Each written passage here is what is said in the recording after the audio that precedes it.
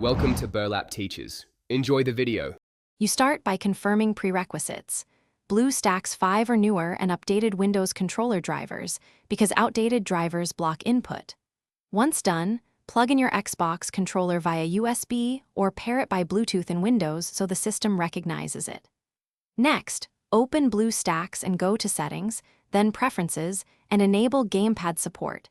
This allows the emulator to accept controller input. Do this now so you can proceed to mapping controls without hitting detection errors later.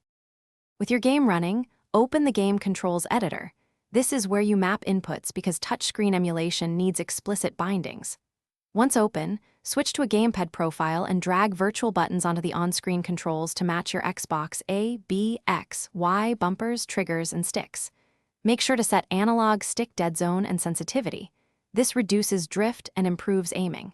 Save the profile and test movements if something feels off. Tweak stick curves and button assignments until input is smooth and responsive. Finish by saving your customized profile and loading it whenever you play, because consistent mappings prevent confusion.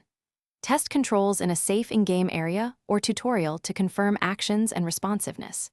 If input conflicts or duplicate bindings happen, toggle the controller input option in Bluestacks or remove overlapping keyboard mappings.